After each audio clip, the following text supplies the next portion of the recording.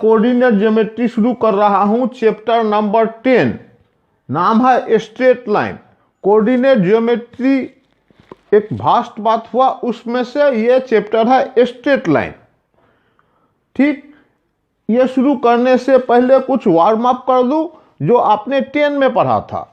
हमें straight line पढ़ना है, ठीक है, जाऊंगा। सबसे पहला बात, कोऑर्डिनेट वाला सिस्टम है क्या? ये कोऑर्डिनेट, अच्छा, 2 पॉइंट है, क्लास 10 लेवल का बात करता हूं, जस्ट ये स्टार्टिंग है, वार्म अप है। डिस्टेंस फॉर्मूला,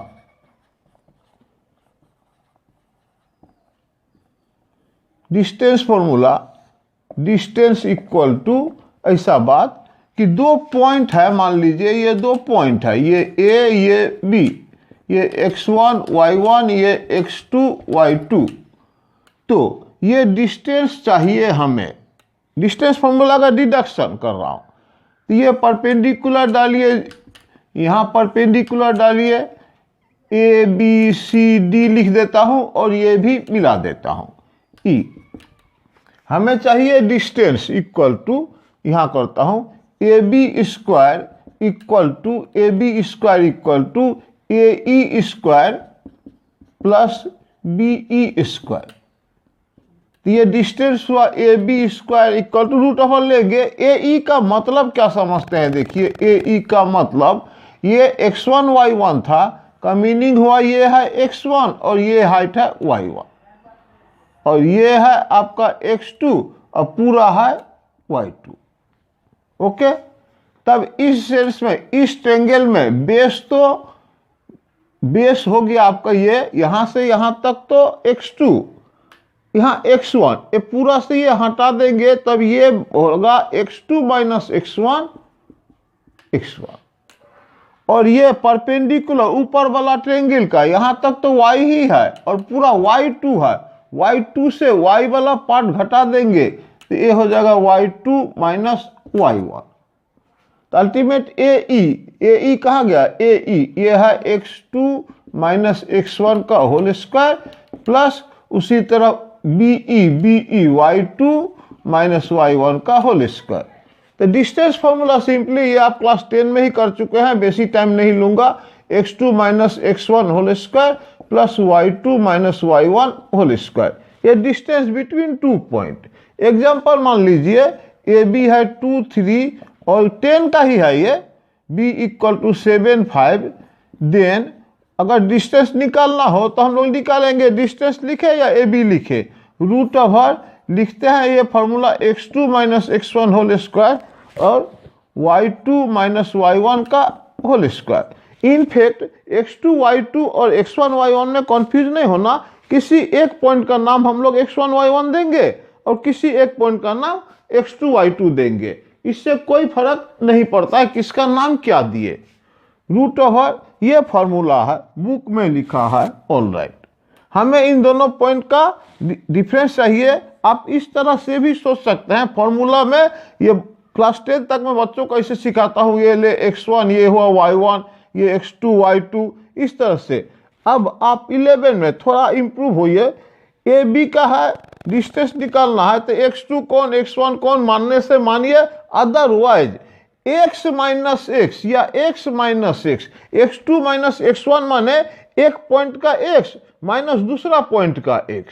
तो आप जैसा भी लिखे x7 माइनस 2 का होल स्क्वायर प्लस ये x2 माइनस x1, यानी सिंपली इसका x माइनस इसका x प्लस इसका y माइनस 3 का होल स्क्वायर। तो इस तरह से डिस्टेंस फॉर्मूला 7 से 2 गया 5 का 25 प्लस 5 में से 3 गया 2 का 4 रूट ओवर 29। ये रहा क्लास 10 का बारे में डिस्टेंस फॉर्मूला। हमने 10 में क्या क्या पढ़ा है वो पहले मैं दिखाना चाहता हूं। एक डिस्टेंस फॉर्मूला हम लोग पढ़े हैं, फिर डिस्टेंस फॉर्मूला पढ़े, ऑल राइट। दूसरा नंबर बात था, हम लोग पढ़े हैं सेक्शन फॉर्मूला।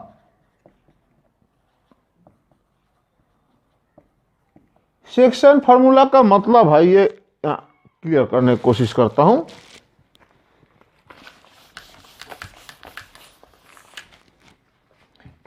ये लाइन सेगमेंट ए बी, ए हुआ x1 y1, बी है x2 y2, और ये P पॉइंट हमको निकालना है। तो रेशियो गिवन है m/n। क्लास 10 का जस्ट रिवीजन करा रहा हूं। दो पॉइंट को m/n में कौन पॉइंट डिवाइड करता है, या m/n रेशियो में डिवाइड करने वाला पॉइंट xy निकालिए। ये सेक्शन फार्मूला। सेक्शन फार्मूला ऐसा लिखते हैं। सेक्शन फार्मूला का मतलब ये हुआ, दो पॉइंट दिया हुआ है, उस स्ट्रेट लाइन के इन बिटवीन एक पॉइंट निकालिए जो पूरे लाइन को 1:2, 3:7 जो भी, या m/n में डिवाइड करे। ये 10 में पढ़ चुके हैं, इसलिए जल्दी जल्दी करता हूँ। x निकालना है तो ये mx2 plus nx1 by m+n, और y equal to my2 plus ny1 by m+n। ये xy निकल गया। दैट इज p का कोऑर्डिनेट mx2 प्लस nx1 जो भी निकलेगा बाई m+n। ये x का value my2 plus ny1 by m+n, ये p का वैल्यू। लेकिन ये है फॉर एक्सटर्नल, सॉरी ये है फॉर इंटरनल डिवीजन। इंटरनल का मतलब हुआ a और b, in between a and b वो पॉइंट है। यही अगर एक्सटर्नल होता, फॉर एक्सटर्नल, एक्सटर्नल का मतलब ये है भैया कि a b, ये x1 y1, ये x2 y2, और ये p पॉइंट ना यहाँ xy दिया है। रेशियो में कभी कभी कंफ्यूज होते हैं आप लोग। क्या देखिए, ये रेशियो जो है ये p, यहाँ हमने लिखा है pm बाई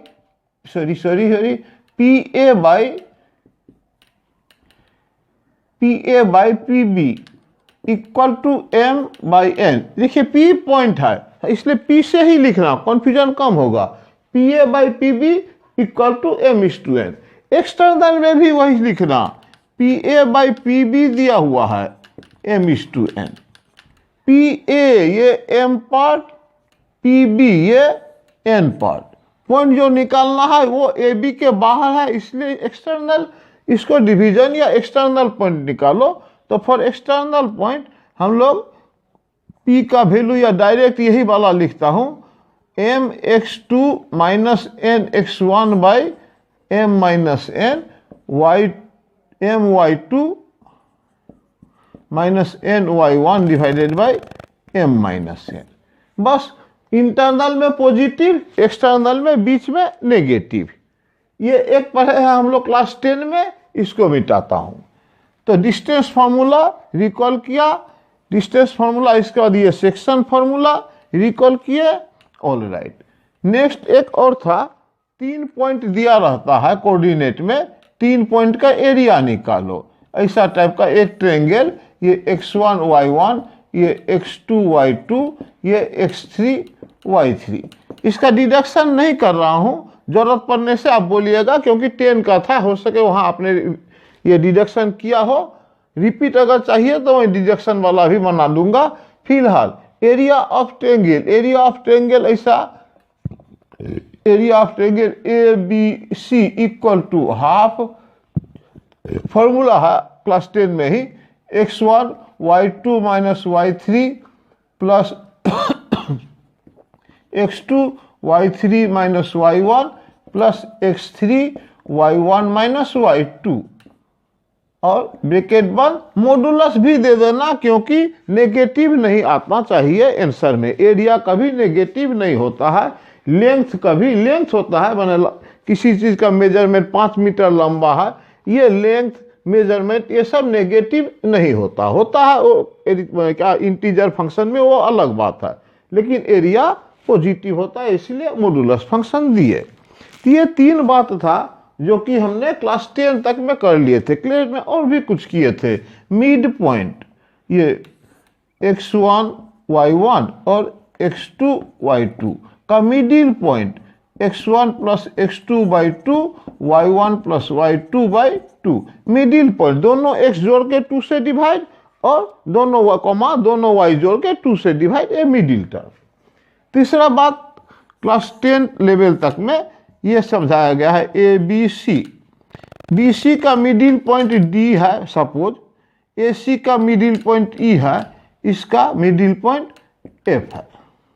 ऑलराइट, ये मिडिल पॉइंट है तो इसको जोड़ेंगे तो ये मीडियन हुआ। ठीक, यहां से इसको जोड़ेंगे मिडिल पॉइंट और इसको जोड़ेंगे मिडिल पॉइंट। तीनों मीडियन जहां इंटरसेक्ट करता है उसको सेंट्रोइड बोलते हैं।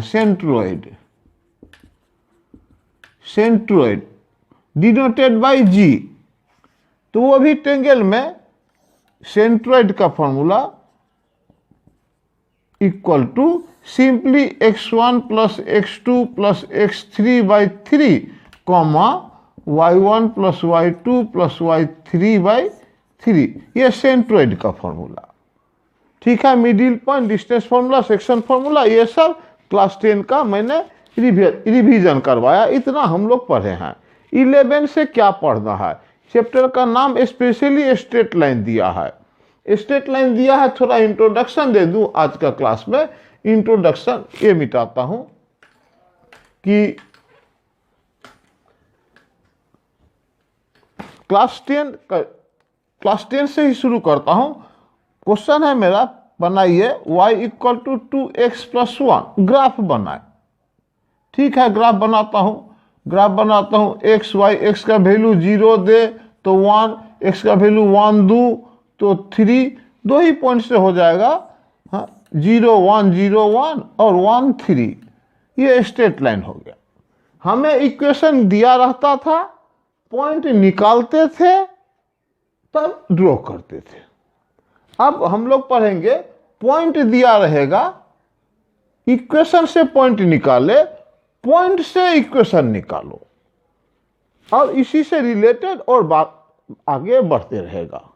तो क्या रेडी है? क्वेश्चन मैंने पढ़ना है हम लोग को। इक्वेशन दिया है, ग्राफ बनाओ, ये गया। अब पॉइंट दिया है, ग्राफ नहीं, इक्वेशन बनाओ। इक्वेशन से पॉइंट निकाले, पॉइंट से इक्वेशन निकालो। ये है टॉपिक स्ट्रेट लाइन का। वो स्ट्रेट लाइन शुरू करने से पहले कुछ जरूरी बात और सीखना है हम लोग को। वो डिस्टेंस फार्मूला, सेक्शन फार्मूला, ये सब तो रहेगा ही। इन सब का तो यूज हमेशा रहेगा। तो क्लास 11 के लिए नया बात हुआ आपका स्लोप, या इसको बोलते हैं ग्रेडियंट ऑफ ए लाइन। किसको स्लोप बोलते हैं, ये खाली शुरुआत कर रहा हूं, एक्सरसाइज वगैरह नहीं, जस्ट वार्म अप इसका जिसका नाम है वो। स्लोप और ग्रेडियंट, ये एक्स एक्सिस, ये वाई एक्सिस, जो भी हो, कोई एक ऐसा लाइन है। ओके, जो लाइन है ए बी, उसका angle with x axis is theta, suppose theta. ठीक, देन स्लोप इक्वल टू, इस लाइन का slope equal to ten theta. ठीक है बात। अगर थीटा का जगह 45 रहे तो 10 45 मतलब 1, स्लोप इज 1। स्लोप का डेफिनेशन दिया है, ग्रेडियंट और slope of a line is, ऐसा लिख देता हूं, tan theta where theta is the angle made by the line with x axis in anti clockwise direction. Measurement हमेशा एंटी क्लॉकवाइज होगा, इधर नहीं। ठीक है, एंटी क्लॉकवाइज।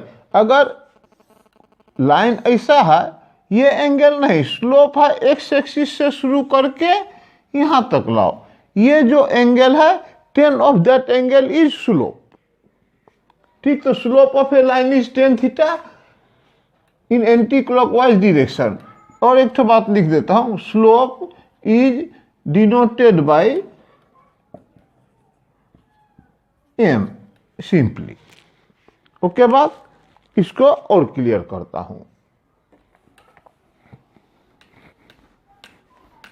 तब हमारा स्ट्रेट लाइन शुरू होगा, लेकिन ये स्लोप का कॉन्सेप्ट अभी बहुत ज़्यादा जरूरी है, अदरवाइज नहीं होगा, मैंने आगे नहीं कर पाएंगे। स्लोप का कॉन्सेप्ट और दे रहा हूं, कुछ फिगर बना के ही सिंपली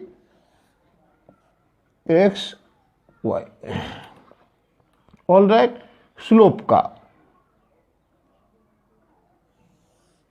ये है 45 डिग्री, तो यहां m equal to 10 45 equal to 1 निकल गया।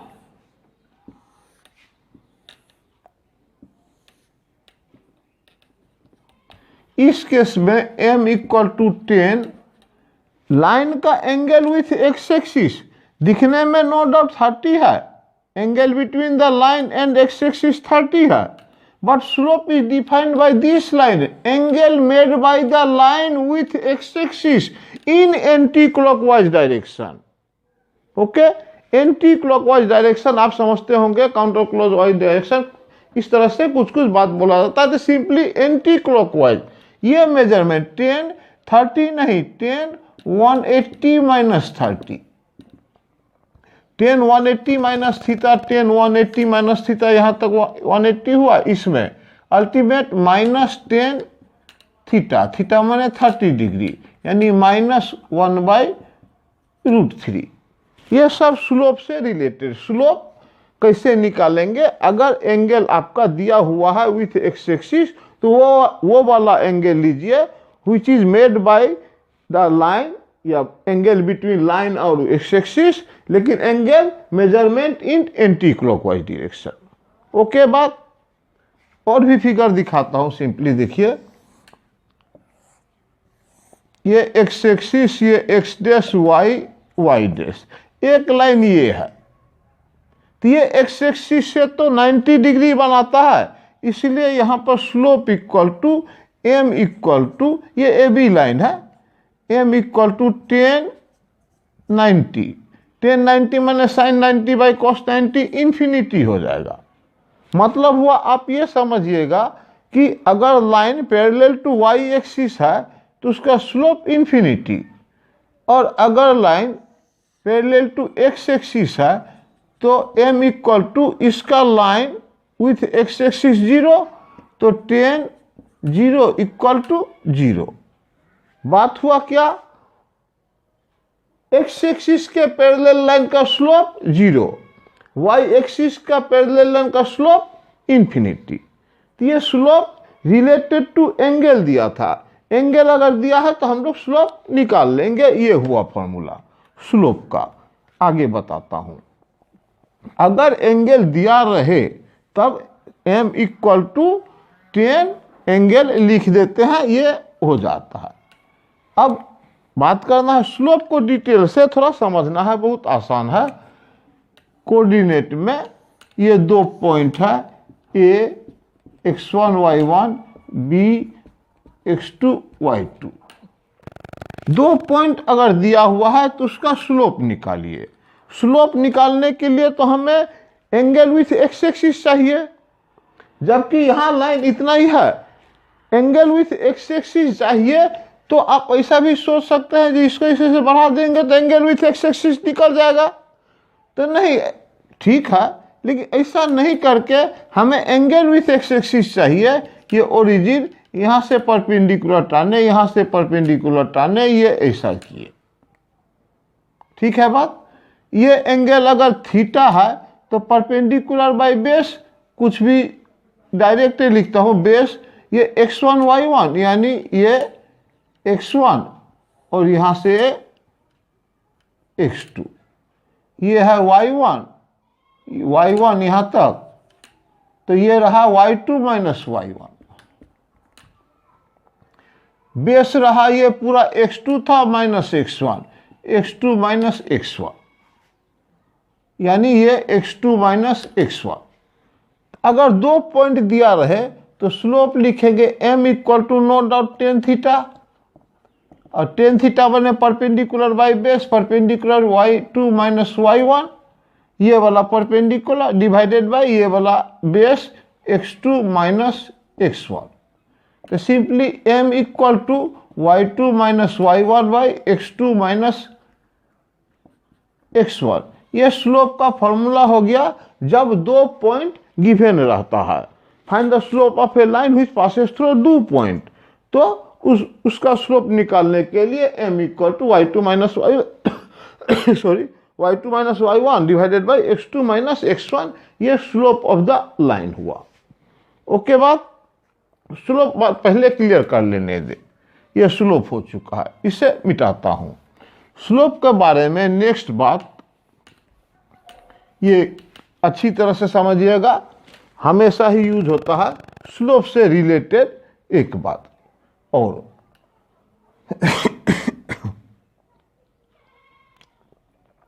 दो पॉइंट दिया हुआ था, हम लोग स्लोप निकाल दिए, ठीक है बात। इसके बाद ऐसा समझिए x x dash y y dash, कोई भी लाइन है ए बी और एक लाइन सी डी, मतलब समझाता हूं नोट के हिसाब से। If m1 and m2 be the slope of two parallel line is, if m1 and m2 be the slope of two parallel line then आप ध्यान दीजिएगा, जब दोनों पैरेलल लाइन है तो उसका एंगल भी तो सेम होगा। अगर एंगल सेम होगा तो टेन वही सेम एंगल, कहने का मतलब पहला लाइन का भी स्लोप और दूसरा लाइन का स्लोप सेम होगा, बिकॉज एंगल सेम है। तो m equal to ten theta, तो ये भी थीटा, सब मिला के फाइनल बात हुआ क्या, if m1 and m2 be the slope of two line, two lines लिख देता हूं एक ही बार में। अच्छा टू लाइन्स, अच्छा two lines, two parallel lines, चलिए lines, then m1 equal to m2, सब मिला के, अगर कॉन्फ्यूज मत होना, अगर दो लाइन पैरेलल है तो उन दोनों का स्लोप इक्वल होगा। ओके, अगर दोनों लाइन पैरेलल नहीं परपेंडिकुलर है तब क्या करेंगे, वो भी थोड़ा डिडक्शन कर लो, इसके बाद बताता हूं। परपेंडिकुलर होने से इसी में इफ द, ये तो लिख दिए, if the lines are perpendicular, slope m1 m2 ही है, परपेंडिकुलर वाला दिखाता हूं। लाइन पैरेलल होने से देयर स्लोप इक्वल। अब ये एक लाइन लिया हमने ओ एक्स वाई, ये ए बी, तो जो भी हो इसका स्लोप जो भी हो, एंगल थीटा ले लेते हैं। इस लाइन पे पैरेलल वाला बात कर चुके हैं, अब परपेंडिकुलर बात। A B is a line, उसका परपेंडिकुलर लाइन ये है, मान लीजिए C D. Okay, if the lines are perpendicular, यहां हेडिंग दे देता हूं, फिगर से ही, स्लोप से ही, let m1 is slope of A B, ठीक, therefore m1 equal to ten theta, ठीक है बात। सी डी का स्लोप, ये अगर थीटा है, ये अगर 90 है, ये 90 परपेंडिकुलर, तो exterior angle is sum of the two remote interior angle 90 plus theta. तो सी डी का therefore and slope of C D equal to अगर हमने नाम दिया slope of C D equal to m2, then m2 equal to 10, m2 equal to 10 of the theta 90 plus theta. m2 equal to 10 90 plus theta, 90 plus theta, यहाँ तक 90 plus theta all sign, sign positive होता है, ये 10 है, 10 फिर 90 है तो change होगा 10 90 प्लस थीटा तो कॉट थीटा। 10 90 माइनस थीटा एक नेगेटिव आएगा, यहाँ पे 10 90 माइनस 90 प्लस थीटा, यहाँ तक 90 प्लस, इसमें आया ऑल साइन, साइन पॉजिटिव होता है इसलिए ये 10 नेगेटिव आया। m2 equal to -1/10 theta, m2 equal to -1/10 theta, 10 theta slope is m1, finally m1 into m2 equal to -1। तो ये दो इंपॉर्टेंट पार्ट है, फिर से एक बार रिपीट बोल देता हूं, ये मिटा दूं, डिडक्शन कैसे किए वो भी हम आपको दिखा चुके हैं। अब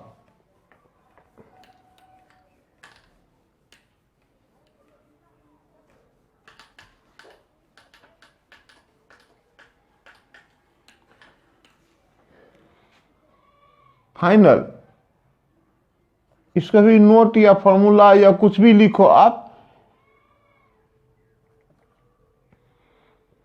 if m1 and m2 be slopes या gradients of two lines, ऐसा नाम देता हूं AB एंड CD। एक number question, if AB parallel CD then their slope are equal, parallel में their slope are equal। 2 number, if AB perpendicular to CD then m1 into m2 equal to -1, ये perpendicular के लिए।